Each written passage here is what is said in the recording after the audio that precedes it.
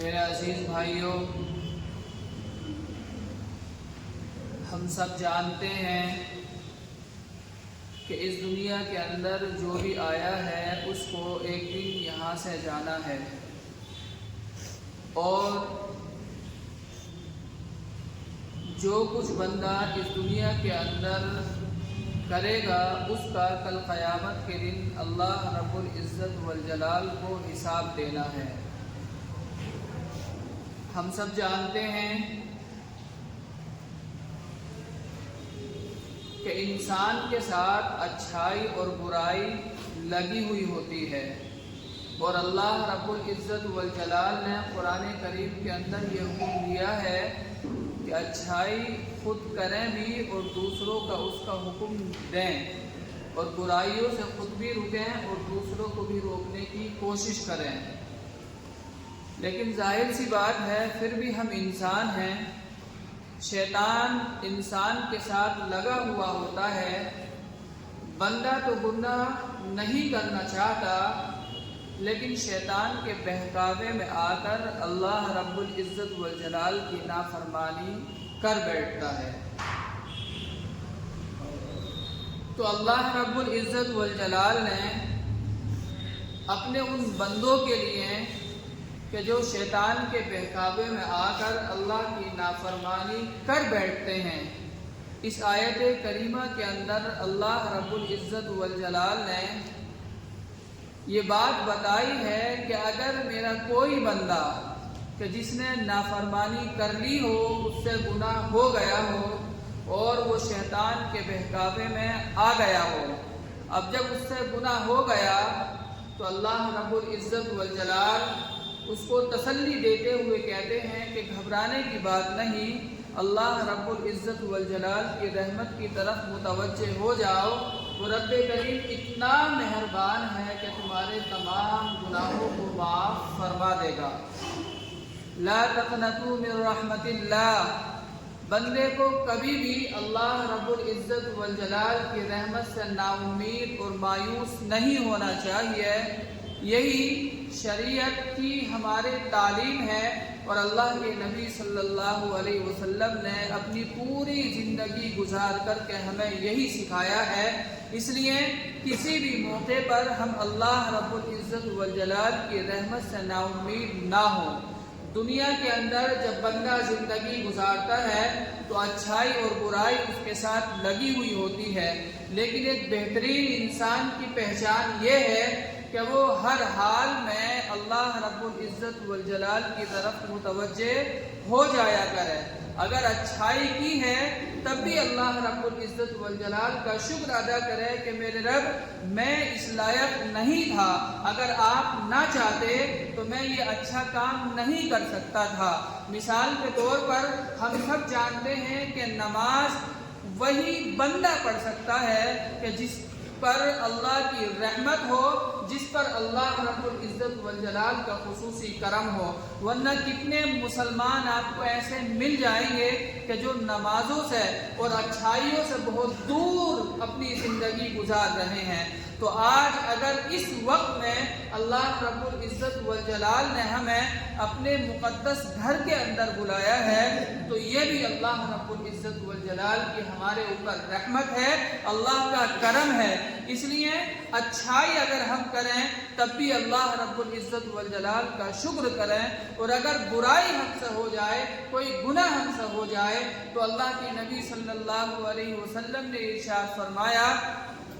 وَخَيْرُ الْخَطَّائِينَ التَّوَّابُونَ، کہ بہترین خطا کار اور گنہگار بندے وہ ہیں کہ اگر وہ اللہ کی نافرمانی بیٹھتے ہیں تو فوراً اللہ رب العزت والجلال کی طرف متوجہ ہوتے ہیں اور توبہ کرتے ہیں۔ اور توبہ کا طریقہ اللہ کے نبی صلی اللہ علیہ وسلم نے ارشاد فرمایا کہ اگر غلطی ہو گئی ہے، گناہ ہو گیا ہے، تو آپ علیہ الصلوۃ والسلام نے بتایا کہ بہترین طریقہ یہ ہے کہ سچے دل بندہ توبہ کرے کہ آئندہ اس گناہ کو کبھی بھی نہیں کرے گا، اس کے بعد جو غلطی اور کوتاہی بندے سے ہو گئی ہے اس پر دل ہی دل میں نادم اور شرمندہ ہو اور آئندہ کبھی بھی گناہ نہ کرنے کا سچا پکا ارادہ کرے۔ جب اس طریقے سے کوئی بندہ توبہ کرے گا، اللہ رب العزت والجلال ایسی توبہ کو قبول فرمائے گا۔ اور اس کے آگے اللہ رب العزت والجلال نے ارشاد فرمایا، لا تقنطوا من رحمت اللہ، کہ اللہ کی رحمت سے نا امید اور مایوس نہ ہو۔ ان اللہ یغفر الذنوب جميعا، کیونکہ اللہ رب العزت والجلال کی ذات اقدس وہ ہے کہ اگر تمہارے گناہ سمندر کے جھاگ سے بھی زیادہ ہو جائیں، اللہ رب العزت والجلال کی شان میں اور کبریائی میں بالکل بھی کمی نہیں آئے گی کہ وہ تمہارے تمام گناہوں کو معاف فرما دے۔ بلکہ یہاں تک حدیث پاک کے اندر آتا ہے کہ اللہ رب العزت والجلال تو خوش ہوتا ہے ایسے بندے سے کہ جس سے کوئی گناہ ہو جائے پھر وہ اللہ رب العزت والجلال کی طرف متوجہ ہو اور اللہ کے سامنے رو کر گڑ گڑا کر اللہ رب العزت والجلال سے معافی مانگے۔ کیونکہ گناہ تو اس سے نہیں ہوتا ہے جو فرشتہ ہوتا ہے۔ انسان کے ساتھ اللہ رب العزت والجلال نے خواہشات رکھی ہیں، ضروریات رکھی ہیں، ان سب کے باوجود بندہ اللہ رب العزت والجلال کی طرف متوجہ رہتا ہے تو یہ اللہ رب العزت والجلال کی طرف سے اس کے اوپر رحم و کرم ہے۔ اس لیے ضروری ہے ہمارے لیے کہ ہم ہر وقت اللہ کی طرف متوجہ رہا کریں، چاہے اچھائی ہو یا برائی ہو۔ اچھائی میں اللہ کا شکر ادا کرنا چاہیے اور برائی میں اللہ رب العزت والجلال کی طرف متوجہ ہونا چاہیے اور توبہ کرنی چاہیے۔ آپ اندازہ لگائیے، بنی اسرائیل کے اندر ایک ایسا شخص گزرا ہے، حدیث پاک کے اندر آتا ہے،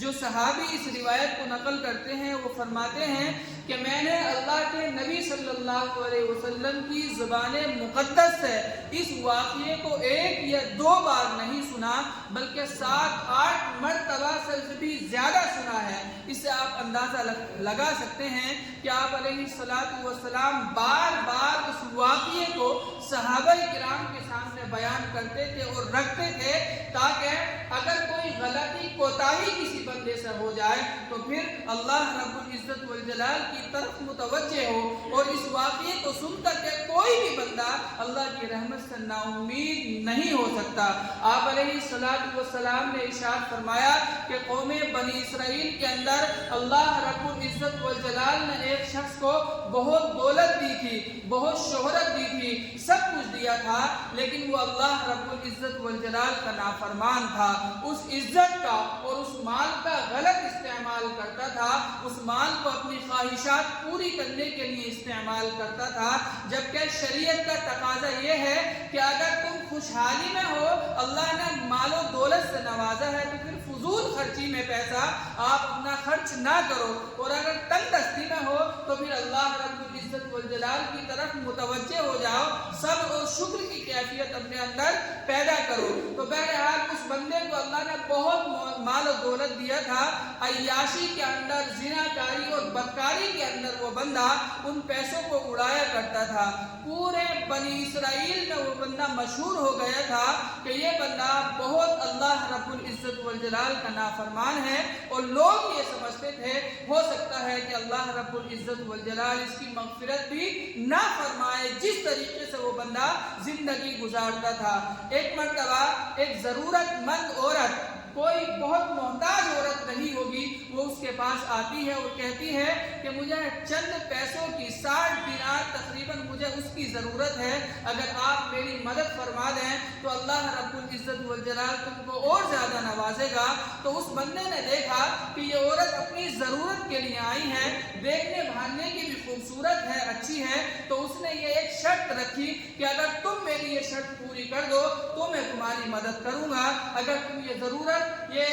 شرط میری پوری نہیں کر سکتی تو پھر میں تمہاری ضرورت بھی پوری نہیں کر سکتا۔ اس بندے نے کہا جس کا نام کفل تھا کہ تمہیں میرے ساتھ ایک رات گزارنی ہوگی، تمہیں میرے ساتھ منہ کالا کرنا ہوگا، اگر تم اس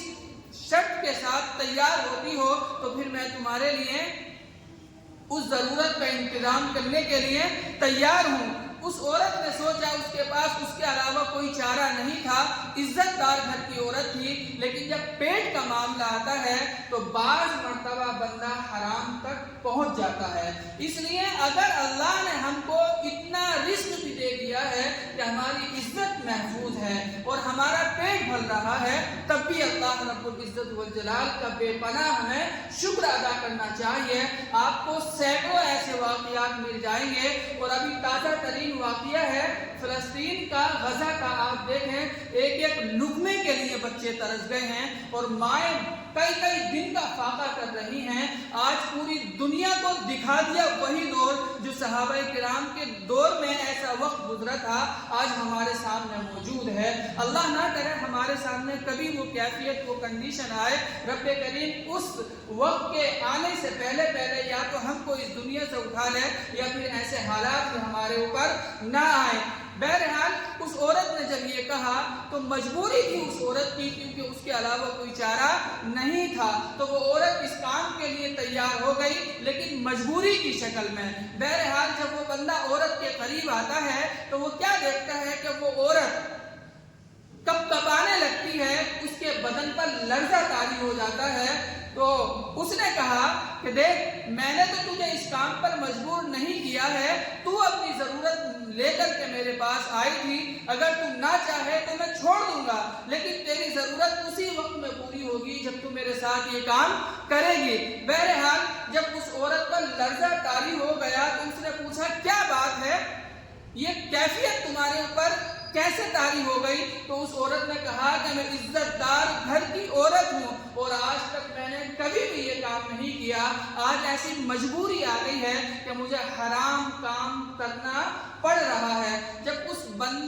بندی کی زبان سے اس شخص نے یہ سنا تو اس کے دل پر ایک عجیب و غریب کیفیت طاری ہو گئی۔ فوراً اللہ رب العزت والجلال کی طرف وہ متوجہ ہوا کہ ایک یہ عورت ہے کہ جو اتنے سے گناہ کی وجہ سے اس کے جسم پر لرزہ طاری ہو گیا، اور میری تو پوری زندگی ہی اللہ رب العزت والجلال کی نافرمانی میں، زناکاری اور بدکاری میں گزری ہے، میرا کیا حال ہوگا؟ بہرحال اس کے دل کے اوپر یہ کیفیت طاری ہوئی اور دل میں احساس پیدا ہوا، فوراً اللہ کی طرف متوجہ ہوا۔ اس عورت کی جو ضرورت تھی اس نے اس کو دے دیا اور کہا کہ جاؤ، تم چلی جاؤ، میں تمہاری ضرورت پوری کرتا ہوں۔ بہرحال اتفاق دیکھیے، یہ بندہ اللہ رب العزت والجلال سے توبہ کر لیتا ہے، اور اس وقت کے اندر قوم بنی اسرائیل کی توبہ کے قبول ہونے کا طریقہ یہ تھا کہ اگر رات میں کوئی بندہ گناہ کرتا تھا تو صبح اس کے دروازے پر لکھا ہوا ہوتا تھا، اور اگر کوئی توبہ کر لیتا تھا تب بھی اس کے دروازے پر توبہ کا لکھا ہوا ہوتا تھا کہ اللہ رب العزت والجلال نے اس بندے کی توبہ کو قبول کر لیا ہے اور اس کو معاف فرما دیا ہے۔ اس بندے نے رات ہی میں توبہ کی، اتفاق سے اسی رات اس بندے کا انتقال ہو گیا۔ وہ پوری قوم بنی اسرائیل کے اندر فیمس تھا کہ بہت بڑا اللہ کا نافرمان بندہ ہے۔ بہرحال جب صبح دیکھتے ہیں لوگوں کو معلوم ہوا کہ کس نام کا جو بندہ تھا وہ اس دنیا سے چلا گیا ہے، اس کا انتقال ہو گیا ہے، لیکن عجیب بات دیکھی کہ جس بندے کی پوری زندگی اللہ رب العزت والجلال کی نافرمانی میں گزری، جب اس کے دروازے پر دیکھتے ہیں تو ایک پرچی لٹکی ہوئی ہے اور اس پر لکھا ہوا ہے اللہ رب العزت والجلال نے طفل کی توبہ کو قبول کر لیا اور اس کی مغفرت فرما دی۔ آپ اندازہ لگائیے، جس بندے کی پوری زندگی اللہ کی نافرمانی میں، زناکاری میں، بدکاری میں گزری ہے، جب اللہ رب العزت والجلال ایسے شخص کو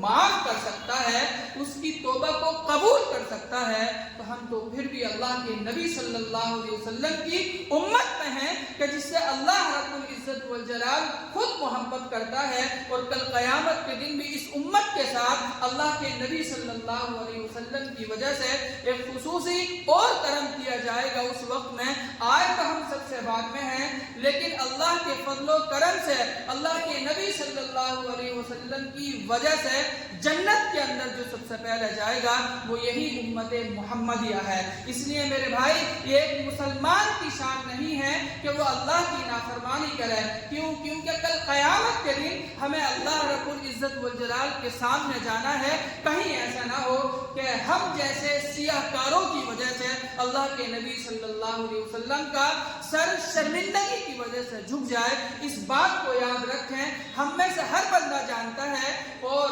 کہتے بھی ہیں کہ ہم آپ علیہ السلام سے اپنی دل و جان سے محبت کرتے ہیں، لیکن ایسی بھی کیا محبت کہ اللہ کی نافرمانی بھی کر لیں۔ کہیں ایسا نہ ہو کہ کل قیامت کے دن اس گناہ کی وجہ سے اللہ کے نبی صلی اللہ علیہ وسلم کو شرمندگی نہ ہو۔ اس کے لیے اللہ کے نبی نے طریقہ یہ بتایا ہے، اگر گناہ ہو جائے، ہونا تو نہیں چاہیے لیکن شیطان ساتھ میں لگا ہوا ہے، اگر گناہ ہو جائے تو پھر بہترین انسان کی پہچان یہ ہے کہ وہ اللہ رب العزت والجلال کی طرف متوجہ ہو، اللہ سے توبہ کرے۔ رب کریم تمہاری توبہ کو بھی قبول فرمائے گا اور تمہارے گناہوں کو بھی معاف فرمائے گا۔ اور ایک حدیث پاک کے اندر آتا ہے کہ اللہ کے نبی صلی اللہ علیہ وسلم نے وہ دعا فرمائی، یاد دلائی ہے اپنے امتیوں کو، اللہم اغفر لی وللمؤمنین والمؤمنات، کہ اگر کوئی بندہ اس طریقے سے دعا مانگ لیتا ہے، اللہم اغفر لی، اے اللہ تم میری مغفرت فرما، وللمؤمنین والمؤمنات، جتنے بھی مسلمان مرد، ایمان والے مرد اور ایمان والی عورتیں ہیں ان سب کی مغفرت فرما۔ اللہ کے نبی صلی اللہ علیہ وسلم نے ارشاد فرمایا کہ ان تمام مسلمانوں کی طرف سے جو پورے عالم کے اندر ہے ان سب کی طرف سے اس کے لیے ایک ایک نیکی لکھ دی جائے گی۔ آپ اندازہ لگائیے کتنا بڑا ثواب ہے۔ ایک مرتبہ بندہ اگر یہ کہہ دیتا ہے، اربوں کھربوں کے حساب سے لوگ اس دنیا کے اندر مسلمان ہیں،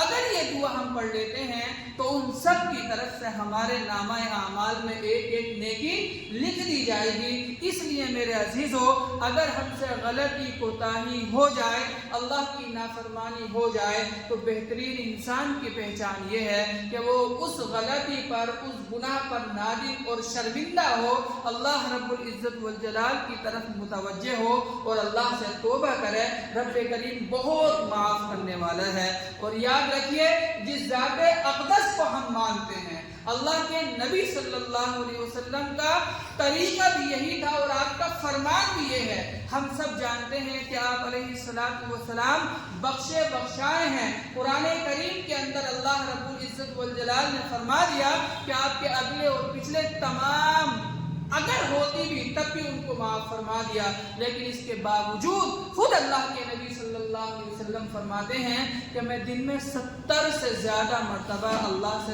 توبہ کرتا ہوں۔ جس ذات اقدس کے بارے میں ہم یہ گمان بھی نہیں کر سکتے کہ ان سے ہلکی سی بھی خطا، گناہ نہیں، خطا، چوک ہو سکتی ہو، اس ذات اقدس کا کام یہ ہے۔ اور ہم گناہوں